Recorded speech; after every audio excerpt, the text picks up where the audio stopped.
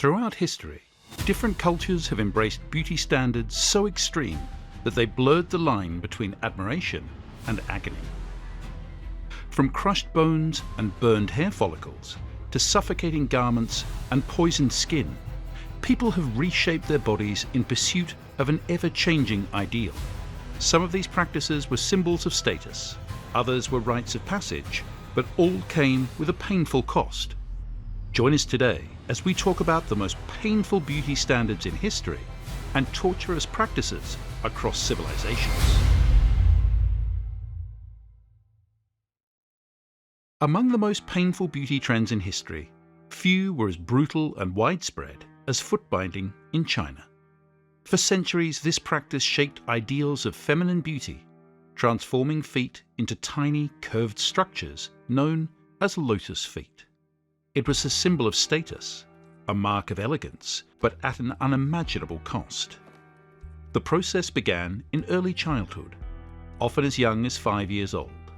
Feet were soaked in warm water, the nails were trimmed, and then the real agony began.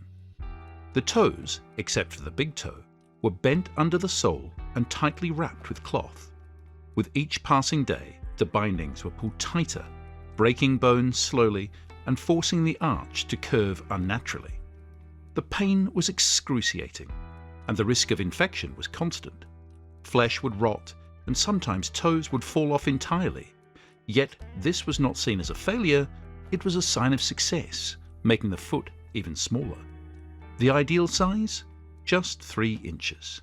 Anything longer than 4 inches was considered unattractive.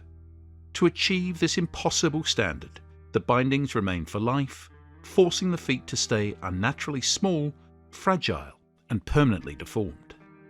For centuries, bound feet were seen as the ultimate symbol of beauty and refinement. They promised better marriage prospects, signified high social standing, and were even believed to make a woman's walk more graceful. The lotus gait was admired, tiny, unsteady steps that forced the body to sway. Shoes, no larger than the palm of a hand, were embroidered with silk and gold thread, turning a symbol of pain into an object of admiration. Yet behind this beauty lay immense suffering. Every step was a struggle. Mobility was limited, and lifelong disabilities were common. Infection, gangrene, and broken bones became a way of life, all for the sake of an impossible standard. Foot binding lasted for over 1,000 years before it was finally banned in the early 20th century. Neck rings, or shining coils of brass wrapped tightly around the throat, have long been a symbol of beauty and cultural pride. But behind their golden glow lies a painful reality. For centuries, women from the Kayan-Lawi, a subgroup of Karenni people, have worn these metal coils, stretching their necks in pursuit of an ideal that is both mesmerizing and agonizing. The process begins early, often when a girl is just 5 or 6 years old. A small coil is placed around the neck, pressing against the collarbones and shoulders. As she grows, more rings are added, slowly increasing the weight. Over time, the pressure pushes the collarbones downward, compressing the ribcage and creating the illusion of a longer neck. In truth, the neck itself does not stretch, the entire chest structure is deformed under the heavy weight of the rings. The coils are never removed. Over the years, they become part of the body, making it difficult to lift the head without them. By adulthood, a full set of rings can weigh over 20 pounds. The strain of the spine and muscles is immense, leading to pain, stiffness, and even permanent damage. Despite this suffering, the elongated neck is seen as a sign of elegance, a mark of beauty that has endured for generations. But why did this painful tradition begin? Legends tell different stories. Some say that the rings were meant to protect against tiger attacks, as these big cats often go for the throat. Others believe the practice started to make women less attractive to rival tribes, reducing the risk of abduction. However, the most widely accepted reason is simple. Long necks are considered beautiful, a rare and precious trait that brings status and admiration. Today, the tradition continues, but it has taken on a new role. In Thailand, many Kayan women wear the rings not just for beauty, but for survival. Living in guarded villages cut off from full citizenship, they depend on tourism to earn a living. Visitors come to see the giraffe women, paying to take pictures and buy handmade crafts, yet behind the smiles, many suffer from health problems, unable to afford proper care. If you thought foot binding and neck rings were painful, wait to hear about skull elongation. For centuries, the Mangbetu people of Central Africa practiced a beauty tradition that permanently altered the shape of the human skull. Known as lipombo, this process involved tightly binding an infant's head with cloth for the first few years of life, slowly reshaping it into an elongated oval form. It was seen as a mark of intelligence, elegance, and prestige, a feature that set the ruling class apart from the rest of society. The process began when a baby was just 1 month old, a time when the skull bones were still soft and flexible. A bandage was wrapped around the baby's head, applying gentle but constant pressure. Over the next 2 years, as the child grew, the skull adapted to the shape of the binding, stretching it into a high, curved form. This was not a casual decision, it was a deliberate, painstaking process that required careful monitoring. The pressure had to be just right. Too much could cause serious harm, while too little would fail to create the desired shape. The result was striking. In adulthood, the elongated skull was further emphasized by elaborate hairstyles, often wrapped around wooden basket frames and secured with pins. This created an appearance of regal beauty, a look that symbolized power and refinement. But was it worth the pain? Unlike many other beauty traditions, skull elongation was not forced upon the unwilling. Parents saw it as a gift, a way to ensure their child's future success. To them, a long skull was a sign of intelligence, wisdom, and high status. But the truth is, no child had a choice. The practice continued for centuries, shaping not just skulls but social hierarchies. However, colonial authorities viewed it as barbaric and banned it in the 1950s, forcing the tradition into decline. Today, only sculptures and rare photographs remain as evidence of this once prestigious standard of beauty. In Africa, some tribes took the pursuit of beauty to an extreme by sharpening their teeth into razor-sharp points. For the Mbendele people of the Congo, along with other tribes across Central and Eastern Africa, teeth sharpening was more than just a cosmetic practice. It was a symbol of strength, adulthood, and tribal identity. Young boys and girls, upon reaching puberty, would undergo this painful ritual, proving their endurance and readiness for adulthood, but the process was anything but easy. Using crude tools like knives, chisels, or even sharpened stones, the front teeth were meticulously filed down to sharp triangular points resembling the fangs of a predator. No anesthetic was used. The pain was intense, the sound of filing unbearable, yet those undergoing the ritual were expected to remain still, proving their bravery. Blood would flow, gums would swell, and yet this was seen as a necessary step towards beauty and status. Each tribe had its own reasons for practicing teeth sharpening. Some believed that pointed teeth connected them to their ancestors or protected them from evil spirits. Others associated the look with crocodiles or wild animals, a symbol of masculinity and power. Among the Makonde people of Tanzania and Mozambique, sharpened teeth were considered a sign of beauty, especially in women. For them, a wide smile with sharp, even teeth was more attractive than a natural one. But beauty wasn't the only motivation. In some regions, teeth sharpening was a spiritual practice performed only by those chosen for leadership or religious roles.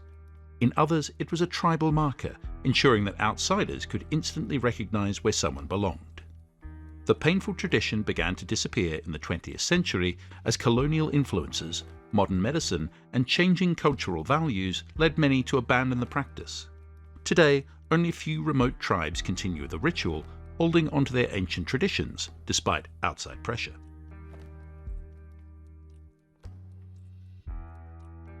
In Europe, on the other hand, other beauty standards were known, not so aggressive, but no less painful. The Victorian corset with its laced-up structure and rigid boning promised elegance and refinement. A tiny waist was the ultimate symbol of femininity, discipline, and even status. But behind the graceful silhouette was a hidden world of discomfort, restriction, and even danger. Corsets had existed for centuries, but it was during the 19th century that tight lacing became an obsession. Women pulled the laces tighter and tighter, striving for the perfect hourglass figure. Some managed to reduce their waists by 6 inches or more, creating impossibly narrow shapes that seemed to defy nature. But at what cost? The pressure from a tightly laced corset did more than just mold the body. It crushed it from the inside out. The lungs were compressed, making deep breaths nearly impossible. Women frequently fainted from lack of oxygen, a condition so common that fainting couches became a household necessity. The stomach and intestines were pushed downward, leading to chronic indigestion and constipation. Ribs gradually bent under the strain, and in extreme cases, corset wearers suffered internal bruising, muscle atrophy, and even more organ displacement. Yet society did not see this as suffering. Instead, it was a sign of beauty and control. Even pregnant women were expected to maintain their figures. Maternity corsets were designed to support the belly, despite the obvious risks to both mother and child. Surprisingly, corsets were not exclusive to women. Men, particularly in the military or high fashion circles, also wore corsets to improve posture or create a trim figure. Even King George IV was known to lace up for special occasions, proving this painful trend spared no one. By the late 19th and 20th centuries, medical professionals began warning of corsetry's dangers. But many women resisted, arguing that corsets gave them confidence and power rather than oppression. In the end, changing fashion trends, not health concerns, finally pushed corsets out of mainstream use. The hourglass figure was replaced with looser, more natural styles, freeing the body from decades of restriction. Could you imagine wearing a corset every day, knowing it was slowly reshaping your ribs? For centuries, pale, unblemished skin was seen as the pinnacle of beauty. In medieval and Renaissance Europe, a fair complexion symbolized wealth, status, and femininity. Unlike the lower classes who toiled under the sun and developed tan skin, noble women stayed indoors, their pale faces proof of privilege. But not everyone was born with naturally light skin, and those who weren't turned to a deadly solution: lead-based cosmetics. One of the most famous and dangerous products of its time was Venetian ceruse, a thick white paste made from lead carbonate and vinegar. It promised to smooth out imperfections, hide blemishes, and create a moonlit glow that was highly desired. Women would apply layer upon layer, unknowingly poisoning themselves with each stroke. At first, the results were stunning. The ceruse blurred wrinkles, softened imperfections, and made the skin glow, not unlike modern beauty fillers. But beneath the surface, the consequences were horrific. Prolonged use caused skin damage, severe dryness, and painful sores. Over time, the lead is absorbed into the bloodstream, leading to tooth loss, hair thinning, muscle paralysis, and even organ failure. Some women wasted away slowly, their beauty fading as the poison spread. Despite its deadly effects, ceruse remained popular for centuries. Even Queen Elizabeth I was said to rely on it to maintain her famously pale complexion. Yet her health declined mysteriously. Was it age, or the very makeup she used to preserve her youth? Doctors eventually warned against lead-based cosmetics, but their advice was largely ignored. Women were willing to endure dizziness, headaches, and even early death in pursuit of beauty. The practice only faded in the 19th century, when science finally exposed the full dangers of lead poisoning. For medieval and Renaissance women, the choice was clear: better to suffer in elegance than to be seen as plain. Let's go back a few thousand years now to ancient Egypt, where beauty and purity demanded extreme sacrifice. In this civilization of towering pyramids and golden tombs, hair removal was more than just a personal choice. It was a strict cultural and religious requirement. Every strand of hair from head to toe was seen as unclean and unworthy of the gods.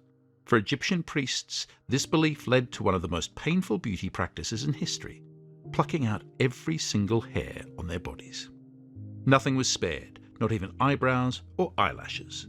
The process was brutal. Using sharpened bronze tweezers, flint razors, or even shells, priests endured the slow and agonizing process of yanking out hairs one by one. Some turned to an early form of waxing, a mixture of sugar, beeswax, and lime powder applied to the skin and then ripped away in a single motion. The result was a raw, burning sensation that left the skin smooth, but highly irritated. But why go through such torment? For priests, it was about spiritual purity. appearing before the gods with even a single hair was considered disrespectful. Daily rituals demanded absolute cleanliness, and smooth, hairless skin was seen as the ultimate symbol of devotion. Beyond religious reasons, hair removal was common among all Egyptians, including men, women, and even children. The Egyptian climate was hot and unforgiving, and having no body hair helped with hygiene, reducing sweat and preventing lice infestations. However, once their natural hair was gone, many replaced it with wigs, often made from human hair or plant fibers. These wigs were elaborate, beautifully styled, and much easier to maintain than real hair. Even facial hair was unacceptable. Men shaved their beards completely except for the pharaoh, who wore a ceremonial false beard as a sign of power. For the average Egyptian, smooth, hairless skin wasn't just attractive, it was expected. And speaking of plucking hair, medieval beauty standards took it to an entirely new level. In medieval Europe, beauty was defined by high foreheads and smooth, pale skin. A large forehead was considered a mark of intelligence, nobility, and refinement, but for many women, this meant painfully altering their natural hairline. To achieve this look, women plucked their hairlines inch by inch, sometimes burning the follicles with hot needles to prevent regrowth. The process was slow and agonizing, and often left the skin red and irritated. But the goal was clear. The higher the forehead, the more beautiful and aristocratic a woman appeared. It didn't stop there. Eyebrows and eyelashes were also removed, leaving nothing but a smooth, empty canvas. The reasoning? A baby-like innocent face was the ultimate symbol of femininity and purity. With no stray hairs to distract from their pale skin, women believed they looked ethereal, almost angelic. But was it really worth the pain? The methods were crude. Tweezers, knives, and even threads were used to rip out hairs one by one. The stinging sensation of constantly inflamed skin was just part of everyday life. And yet, despite the discomfort, women endured it willingly, convinced that beauty required sacrifice. Fashion played a crucial role in emphasizing this painful trend. Elaborate headdresses like hennons, the famous tall pointed hats, framed the face and drew attention to the forehead. Hair that wasn't removed was hidden beneath layers of fabric, coiled into tight braids, or shaped into intricate loops, making sure the focus stayed on the high, smooth forehead. Even paintings from the era reflected this obsession. Portraits of noble women show them with unnaturally high hairlines, pale complexions, and completely bare faces. Blemishes and freckles were considered imperfections, often edited out by artists or covered with lead-based powders, which added yet another layer of danger to beauty rituals. Can you imagine going through this routine every day, willingly pulling out your own hair just to fit an impossible standard? The medieval world believed a high forehead was a sign of grace, but in reality it was a painful, grueling process, one that left behind more than just smooth skin. Have you ever heard of Ohaguro? Although this method is not as painful as some of the ones we have mentioned so far, we can say that it is painfully smelly. For centuries in Japan, blackened teeth were considered the height of beauty, maturity, and status. Unlike the modern preference for bright white smiles, Japanese aristocrats, samurai, and married women deliberately dyed their teeth black in a practice known as Ohaguro. The process itself was far from glamorous. Teeth were coated in a dark liquid called kanemizu, a mixture of iron filings, vinegar, tea, and rice wine. Once applied, the liquid reacted with tannins, creating a deep black, water-resistant stain that coated the teeth. While it didn't cause any direct pain, the solution smelled awful, and the application process had to be repeated every few days to maintain the color. The origins of Ohaguro are mysterious. It became popular during the Heian period and remained a widespread tradition until the 19th century. In Japanese society, pure black was a color of elegance and loyalty, seen in lacquered art, fine textiles, and even personal appearance. White teeth, on the other hand, were thought to resemble bones and death, making them undesirable. For samurai, black teeth symbolized loyalty and devotion. Some warriors dyed their teeth to show that they would never serve another lord. Among noblewomen and geisha, Ohaguro was a mark of refinement and beauty. Young girls often had their teeth blackened as part of a coming-of-age ritual, marking their transition into adulthood. Despite its deep cultural significance, Ohaguro faded into history after Japan opened to Western influence in the 19th century. The government eventually banned it, and soon white teeth became the new standard. Today, Ohaguro can only be seen in kabuki theatre, historical films, and geisha ceremonies. Today, people undergo plastic surgery to change their noses, but in ancient Mesoamerica, beauty was achieved in a very different way. For the Maya and the Aztecs, the ideal nose was not small or straight, but large, curved, and hooked, a shape believed to resemble that of their gods. A strong beaked nose was a sign of power, status, and divine connection. But what happened to those who were not born with this feature? They reshaped their faces using artificial methods, proving once again that beauty has always demanded sacrifice. If nature did not provide the desired arched profile, individuals turned to artificial nose bridges made of clay or resin. They were molded to fit over the bridge of the nose, forcing it into a hooked shape. Over time, some even attempted to alter their natural bone structure by applying pressure to the nose, gradually shaping it into the ideal curve. The process was not always painless. The artificial bridges could be heavy and uncomfortable, pressing against the skin and causing irritation. Some were attached with adhesive substances that could damage the skin or cause infections. Yet, despite the discomfort, the beaked nose was a mark of beauty and status, making the effort worthwhile.